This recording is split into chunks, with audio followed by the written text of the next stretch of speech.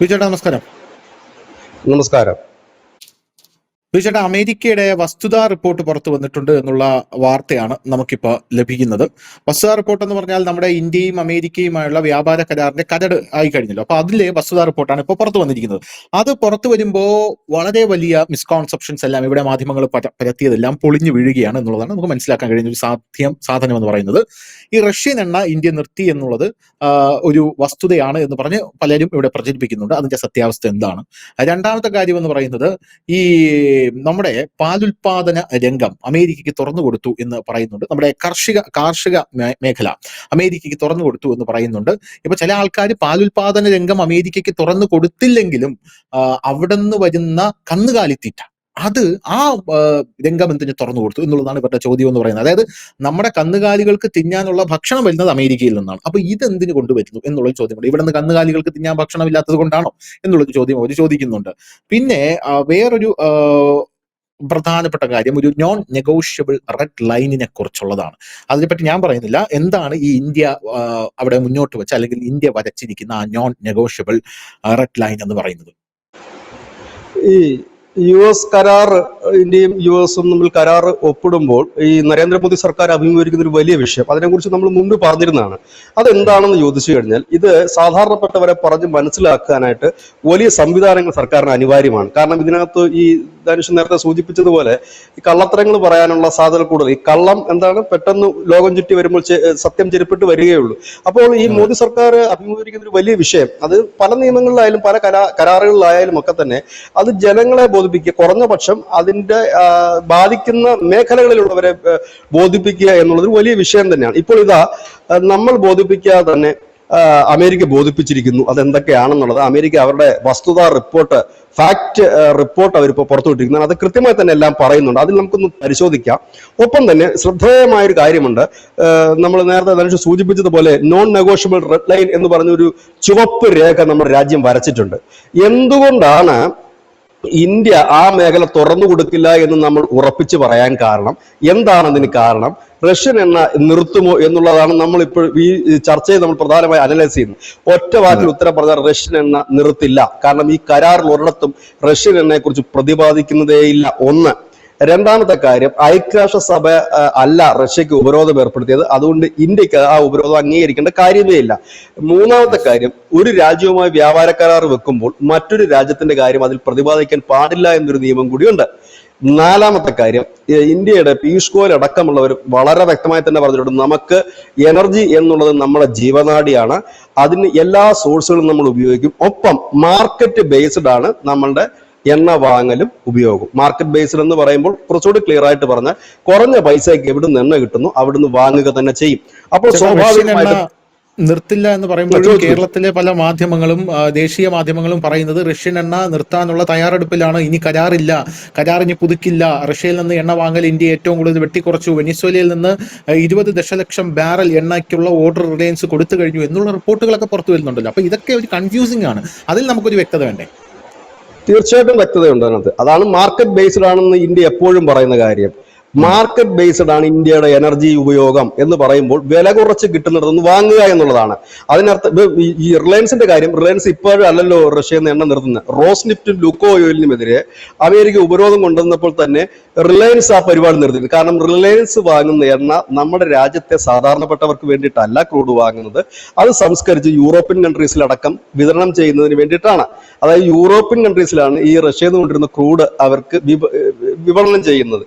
അതുകൊണ്ടാണ് അവർ ആദ്യം നിർത്തിയത്. പക്ഷേ ഭാരത് പെട്രോളിയം കോർപ്പറേഷനും ഇന്ത്യൻ ഓയിൽ കോർപ്പറേഷനും ഒക്കെ നമ്മുടെ സാധാരണപ്പെട്ടവർക്ക് ഉണ്ട്. അതായത് നമ്മൾ ഈ വണ്ടിയിൽ അടിച്ചുണ്ടാക്കുന്ന പെട്രോളിനും നമ്മുടെ ചരക്ക് ഗതാഗതത്തിലുള്ള ഡീസൽ പെട്രോളിനും കമ്പനികൾ പ്രവർത്തിക്കുന്നതിനൊക്കെ ഉള്ളത് മേടിക്കുന്നത് മറ്റ് കമ്പനികളാണ്. അവർ നിർത്തിയിട്ടില്ല, ഇപ്പോഴും നിർത്തിയിട്ടില്ല. അവരുടെ ഇതിന്റെ വേരിയേഷൻ, അതായത് പ്രൈസിന്റെ വേരിയേഷൻ അനുസരിച്ചിട്ടാണ് ഇന്ത്യ എല്ലാ കാലവും എണ്ണ വാങ്ങുന്നത്. അത് തന്നെയാണ് കേന്ദ്രം എടുത്തു പറയുന്നത്.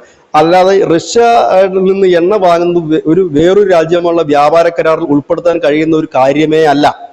അപ്പോൾ എങ്ങനെയാണ് ഈ കരാറിൽ അതുണ്ടെന്ന് പറയുന്നത്? ഇപ്പോൾ ഇത് അമേരിക്ക പുറത്തുവിട്ടിരിക്കുന്ന ഫാക്ട് ഷീറ്റ് ഉണ്ട്, എന്തൊക്കെ കാര്യങ്ങളുണ്ട്, അതിനകത്ത് ഒരിടത്തും പറഞ്ഞിട്ടില്ല. ഇപ്പൊ നമ്മൾ രണ്ടും കൂടി ഒരു കരാർ വെക്കുമ്പോൾ മൂന്നാമതൊരു രാജ്യത്തെ അത് പ്രതിപാദിക്കാറില്ല, ഒരിക്കലും ഒരു രാജ്യവും ചെയ്യാറില്ല.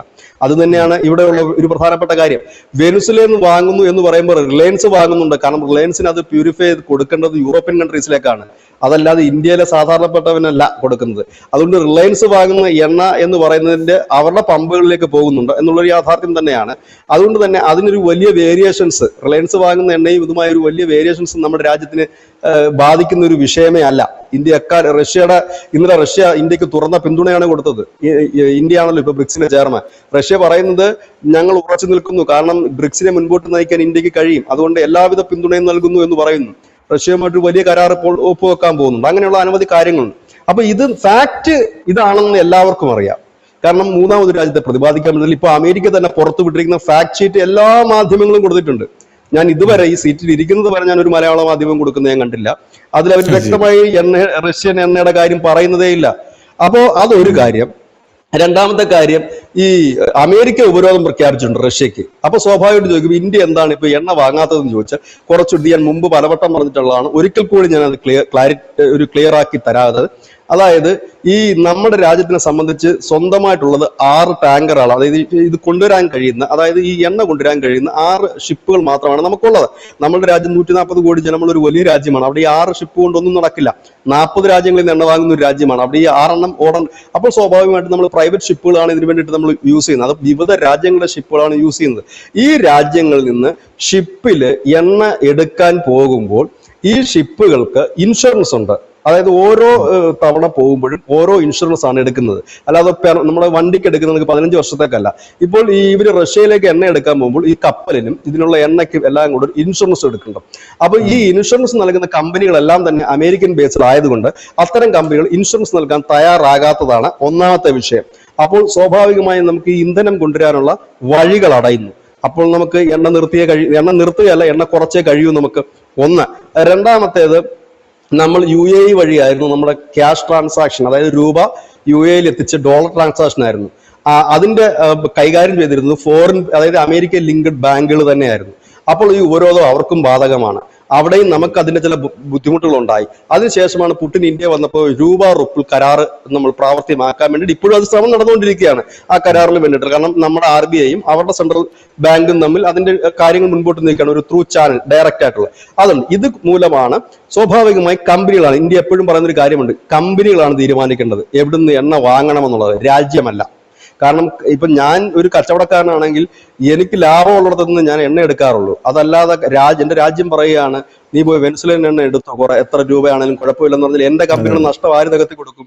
പിന്നെ ഇന്ത്യ എപ്പോഴും പറഞ്ഞൊരു കാര്യമുണ്ട്, ഞാൻ ചോദിച്ചോട്ടെ, ഈ രാജ്യത്ത് പെട്രോൾ വില വർദ്ധിച്ചിട്ട് എത്ര വർഷമായി? അത് തന്നെയാണ് കേന്ദ്ര സർക്കാർ ഇപ്പോഴും പറയുന്നത്. 1 രൂപ പോലും. SBIയുടെ ഒരു സമീപകാലത്തെ റിപ്പോർട്ടുണ്ട്. ഈ വെനിസ്വേലയിൽ നിന്ന് കഴിഞ്ഞ ദിവസം 20 ലക്ഷമോ 2 ലക്ഷമോ ഈ ബാരൽ എണ്ണ നമ്മൾ മേടിച്ചപ്പോൾ ഈ SBIയുടെ ഈ സമീപകാലത്തെ റിപ്പോർട്ട് വളരെയധികം ചർച്ചയായി. അതായത് റഷ്യയിൽ നിന്നുള്ള വിതരണത്തിന്റെ ഒരു ഭാഗം നമ്മൾ കുറച്ചിട്ടാണ് നമ്മൾ വെനിസ്വേലയിൽ നിന്ന് ഹെവി ക്രൂഡ് ഓയിൽ അത് വെച്ച് മാറ്റി സ്ഥാപിക്കുന്നത്. അപ്പോൾ ഈ ഒരു ഇറക്കുമതി തന്ത്രം അപ്ഡേറ്റ് ചെയ്യുന്നതിലൂടെ ഇന്ത്യക്ക് ഏകദേശം $3 ബില്യൺ ലാഭിക്കാൻ കഴിയും. ഇന്ത്യയുടെ ലാഭം വെനിസ്വേലയിൽ നിന്ന് എണ്ണ ഇറക്കുമതി ചെയ്യുമ്പോൾ റഷ്യയിൽ നിന്ന് അത് വെട്ടി ഇത് ഇങ്ങോട്ട് വെനിസ്വേലയിൽ നിന്ന് ഇറക്കുമതി ചെയ്യുമ്പോൾ റഷ്യയിൽ നിന്ന് ഇറക്കുമതി ചെയ്യുന്നതിനെക്കാട്ടിലും $3 ബില്യൺ നമുക്ക് ലാഭിക്കാൻ കഴിയുമെന്നാണ് SBIയുടെ റിപ്പോർട്ട് പറയുന്നത്. അതായത് വെനിസ്വേലൻ എണ്ണയിൽ ബാരലിന് $10 മുതൽ $12 വരെ കിഴിവ് നൽകുന്നത് ആഭ്യന്തര ഇറക്കുമതിക്കാർക്ക് വാണിജ്യപരമായി ലാഭകരമാകുമെന്നാണ് റിപ്പോർട്ട് സൂചിപ്പിക്കുന്നത്. വെനിസ്വേലൻ ഹെവി ക്രൂഡ് ഓയിലിന്റെ വില നിലവിൽ ബാരലിന് $51. SBI റിസർച്ച് ഡാറ്റ എങ്ങനെയാണ് പറയുന്നത്. എന്നാൽ തെക്കേ അമേരിക്കൻ രാജ്യത്ത് നിന്നുള്ള എണ്ണ ശുദ്ധീകരണത്തിലെ ബുദ്ധിമുട്ടുകളെ കുറിച്ച് വിദഗ്ധർ ജാഗ്രത പാലിക്കുന്നു. അതിന് സവിശേഷ ഗുണങ്ങൾ, അതിന്റെ കനത്ത സ്വഭാവം എല്ലാം കരുതി ഇന്ത്യയിലേക്ക് കൊണ്ടുവരുമ്പോൾ നമുക്ക് ഡോളർ അതിൽ വില കിഴിച്ച്, അതായത് വില കിഴിവ് നൽകിയിട്ട് നമുക്ക് തരുന്നുണ്ട്. ഒരു കാര്യം ആലോചിച്ച് നോക്കണം, ഇത് ട്രംപിന്റെ വിജയമാണോ പരാജയമാണോ എന്നാണ് നമ്മൾ ആലോചിക്കേണ്ടത്. കാരണം റഷ്യ അടുത്ത് കിടക്കുകയാണ്, വെനിസ്വേല ഇവിടെ നിന്ന് 3 ഇരട്ടി ദൂരമാണ്. അവിടെ നിന്ന് എണ്ണ നമുക്ക് ഇങ്ങോട്ട് അമേരിക്ക തരുമ്പോഴാണ് ഈ 12 രൂപ അല്ലെങ്കിൽ $12 കിഴിച്ച് നമുക്ക് തരുന്നത്.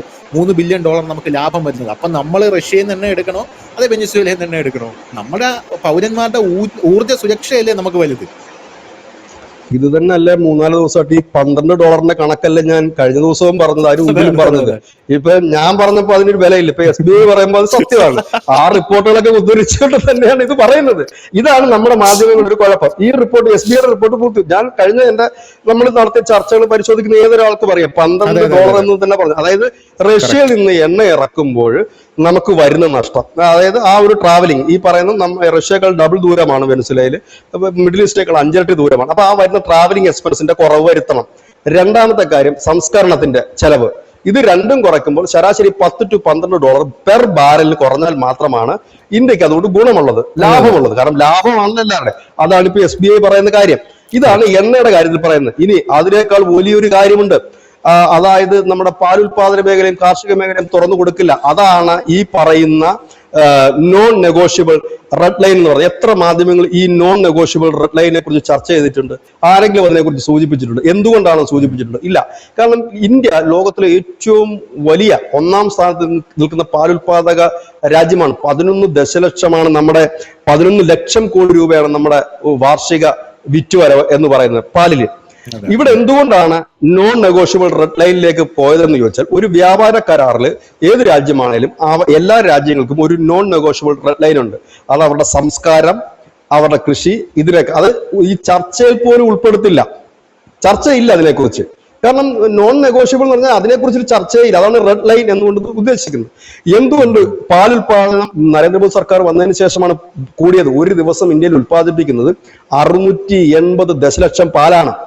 ഇവിടെ രസാവഹമായ ഒരു കാര്യമാണ്. എല്ലാവരും നമ്മുടെ ക്ഷേത്രങ്ങളിലൊക്കെ പാലഭിഷേകവും മറ്റും ചെയ്യുമ്പോൾ ഇവിടെ ഒരു വലിയ വിഭാഗം അതിനെ കളിയാക്കാറുണ്ട്. ഇവനൊക്കെ തലയ്ക്ക് വട്ടാണോ?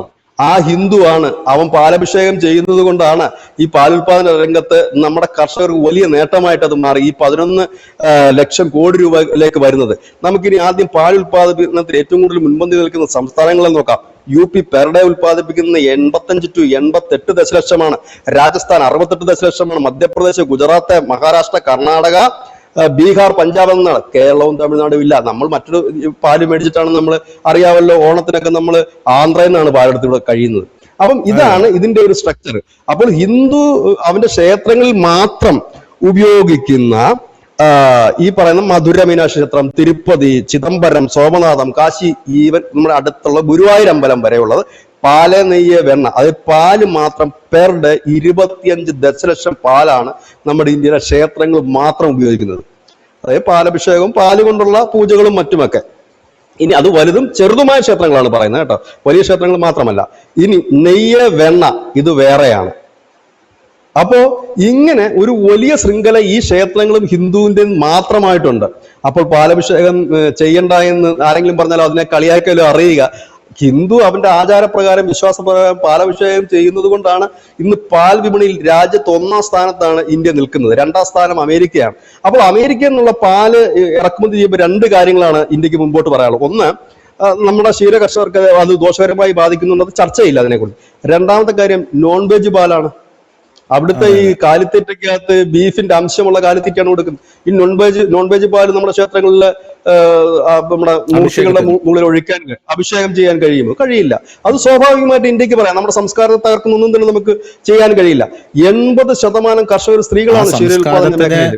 തൊട്ടത് കൊണ്ടാണ് സത്യം പറഞ്ഞാൽ ഇന്ത്യയും പാകിസ്ഥാനും രണ്ടായി പോയത്. മറ്റേ വെടിയുണ്ടകളിൽ പന്നിയുടെ നെയ് പുരട്ടുന്നു, പശുവിന്റെ അവിടെ തൊട്ട രാജ്യം തന്നെ രണ്ടായി പോയത്. അപ്പോഴാണ് മറ്റേ നോൺ വെജ് പശുവിന്റെ പാല് നമ്മുടെ വിഗ്രഹത്തിന്റെ മുകളിൽ ഒഴിക്കാൻ കൊണ്ടുവരുമ്പോൾ ഉണ്ടാകും. അതെ, പിന്നെ കർഷകരല്ല ഹിന്ദു സമൂഹം പ്രശ്നം ഉണ്ടാക്കും, അതുണ്ടാക്കും. അതിൽ തൊടാൻ പറ്റില്ല. അത് നമ്മൾ ഒരു രാജ്യമായിട്ട് അത് റെഡ് ലൈനിൽ വരുന്ന വസ്തുതയാണത്. അതായത് നോൺ നെഗോഷ്യബിൾ റെഡ് ലൈൻ എന്ന് പറയുന്നതിനകത്ത് വരുന്ന ഒരു ഐറ്റമാണ് പാല്. രണ്ടാമത്തേത് അരി, ഗോതമ്പ്, ധാന്യങ്ങൾ ഇവയും ചർച്ചയിലില്ല. അരിക്കും ഗോതമ്പ്, അരി ഉൽപ്പാദനത്തിൽ ഇപ്പൊ നമ്മൾ വലിയ കൂടുതൽ, അതുകൊണ്ടാണ് കേരളത്തോട് പറഞ്ഞത് സബ്സിഡി ഒക്കെ എടുത്ത് കളഞ്ഞേക്കാൻ. അപ്പോ ഈ ഗോതമ്പും അരിയും കൂടെ ചേർത്ത് വെച്ചാൽ പോലും പാലുൽപാദനം എന്ന് പറഞ്ഞാൽ ഈ 11 ലക്ഷം കോടി രൂപയുടെ അടുത്തേക്ക് എത്തുന്നില്ല. അപ്പൊ അതും ഇതിനകത്ത് നിന്ന് ഒഴിവാക്കിയിട്ടുണ്ട്. ഈ പ്രധാനപ്പെട്ട 2 കാര്യങ്ങൾ നമ്മൾ ഇത് മനസ്സിലാക്കേണ്ടതാണ്. അതായത് എണ്ണ റഷ്യയിൽ നിന്ന് നിർത്തിയിട്ടില്ല, നിർത്തുകയുമില്ല. മാർക്കറ്റ് ബേസ്ഡ് ആയിട്ടായിരിക്കും ഇന്ത്യ എല്ലാ രാജ്യങ്ങളിൽ നിന്നും എണ്ണ വാങ്ങുന്നത്. ഈ കരാറിൽ ഒരിടത്ത് പോലും റഷ്യൻ എണ്ണ നിർത്തുന്നതിനെ കുറിച്ച് പറഞ്ഞിട്ടില്ല. പിന്നെ ട്രംപ് പറയും, കാരണം ട്രംപിന് 25% കുറച്ച് കൊടുക്കണമെങ്കിൽ ഇപ്പൊ ഇന്ത്യ പറയാണ് 25% കുറക്കണം എന്ന് പറഞ്ഞു കഴിഞ്ഞാൽ ട്രംപിന് പെട്ടെന്ന് കുറയ്ക്കാൻ പറ്റില്ല. ട്രംപ് ഉടനെ പറയും അവർ എണ്ണയൊക്കെ നിർത്തിയിട്ടുണ്ട്, ഞാൻ കുറയ്ക്കുകയാണെന്ന് പറയും. ഇതല്ലാതെ അതിനകത്ത് വേറെ കാര്യമായ കാര്യമൊന്നുമില്ല. വാക്കുകൊണ്ട് പറയുന്നത് കരാറും രണ്ടാണല്ലോ. ഇതൊന്നാമത്തെ കാര്യം. പാലുൽപാദന രംഗം, അതായത് ഹിന്ദു ഇവിടെയാണ് നമ്മൾ ഈ പുതിയ പാലുൽപാദന രംഗത്തേക്ക് ഇന്ത്യ 1ാം സ്ഥാനത്ത് എത്തിയപ്പോഴാണ് ഈ ക്ഷേത്രങ്ങളിലേക്ക് മാത്രം പാല് ഒരു ദിവസം എത്ര ഉപയോഗിക്കുന്നതിനുള്ള കണക്ക് സഹിതം പുറത്തു വന്നു. അപ്പൊ ആ മേഖല അരി ഗോതമ്പ് നമ്മുടെ നട്ടെല്ലാണ് ഇത്. ഇനി ധനുഷ് ആദ്യം ചോദിച്ച ചോദ്യത്തിലേക്ക് വരാം. കാലിത്തീറ്റ ഇറക്കുന്നതിലേക്ക് വരുന്ന കാര്യങ്ങളുണ്ട്. ഈ കാലിത്തീറ്റ എന്ന് പറയുന്നത് നാൽക്കാലികൾക്കെല്ലാം ഉള്ള അതാണ്, അതിൽ പന്നിയും ഉൾപ്പെടും. അപ്പൊ പന്നിയുടെ ഒക്കെ ഫാം ഒരു വലിയ രീതിയിൽ തന്നെ നമ്മുടെ രാജ്യത്തുണ്ട്. അതുപോലെ തന്നെ ഈ കന്നുകാലികളിൽ എല്ലാം തന്നെ ഈ കാലിത്തീറ്റ വാങ്ങി കൊടുക്കുന്നില്ല. കാരണം നമുക്ക് അത് കുറഞ്ഞ രീതിയിൽ അവർക്ക്, കാരണം ഈ ലോക വ്യാപാര കരാറിന്റെ ഭാഗമായിട്ട് ചില മേഖലകൾ നമ്മൾ കാർഷിക മേഖല പൂർണ്ണമായി നമുക്ക് അടയ്ക്കാൻ കഴിയില്ല. അത് എല്ലാവർക്കുമായി നമ്മൾ പണ്ടോട്ട് നമ്മൾ പറയുന്ന കാര്യമാണ്, എല്ലാവർക്കുമായി വിധിച്ചു നൽകിയ ഒരു വിഹിതമുണ്ട്. ആ വിഹിതം തന്നെയാണ് അമേരിക്കയ്ക്കും കൊടുക്കുന്നത്. ആ വിഹിതത്തിൽ താരിഫിൽ ഇളവ് വ്യത്യാസം വരും. ഇപ്പോ റഷ്യയിൽ നിന്ന് ഇറക്കുന്ന താരിഫോ ഇല്ലെങ്കിൽ പിന്നെ ജപ്പാനിൽ നിന്ന് ഇറക്കുന്ന താരിഫോ ആയിരിക്കില്ല US ആയിട്ട് ഇപ്പൊ ഒരു ഫ്രീ ട്രേഡിംഗ് കരാർ വരും. ചിലപ്പോൾ ചിലതിന് 0 കൊടുക്കാം, ചിലതിന് 18 കൊടുക്കാം, ചിലതിന് 15 കൊടുക്കാം, അങ്ങനെ വരും. താരിഫിൽ വ്യത്യാസം വരും. പക്ഷെ അതൊരു നിശ്ചിത ശതമാനം വിപണി എല്ലാ രാജ്യങ്ങളും അങ്ങോട്ടും ഇങ്ങോട്ടും തുറന്നിടണം. ഇപ്പൊ ഇന്ത്യ പാലുൽപാദക രാജ്യമാണ് എന്ന് പറഞ്ഞു കഴിഞ്ഞാൽ അവരുടെ ഉൽപ്പന്നങ്ങളുണ്ട്. ഈ പാലിന്റെ ഉൽപ്പന്നങ്ങൾ പല പല ഉൽപ്പന്നങ്ങളുണ്ടല്ലോ, എന്താ അതിന് പറയുന്ന ഈ എന്താ പലഹാരങ്ങൾ, ബട്ടർ, അങ്ങനെയൊക്കെ വരാം. അത് മറ്റു രാജ്യങ്ങൾക്കും ഒരു ചെറിയ വിപണി വരും. ഇനി നമ്മൾ വ്യാപാര കരാർ തുടങ്ങുമ്പോൾ എല്ലാം തുറന്നിട്ട് കൊടുക്കുകയല്ല ചെയ്യുന്നത്.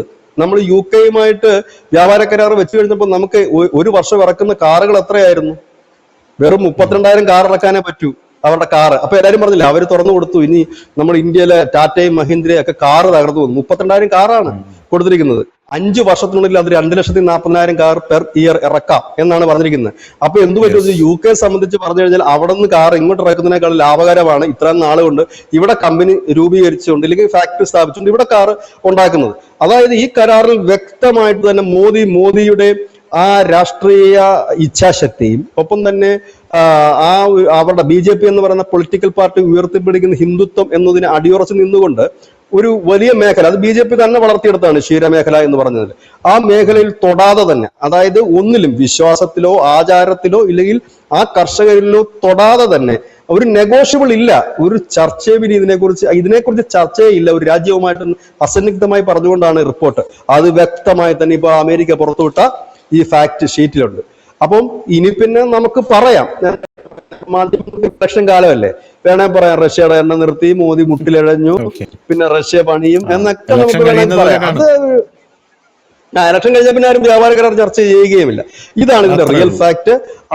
അതാണ് ഈ ഒരു യാഥാർത്ഥ്യമാണ്. അപ്പൊ ഇതിപ്പോ ഈ അമേരിക്ക തന്നെ പറഞ്ഞ സ്ഥിതിക്ക് ഇനിയെങ്കിലും വിശ്വസിച്ചുകൂടെ എന്നാണ് നമ്മൾ ചോദിക്കുന്നത്.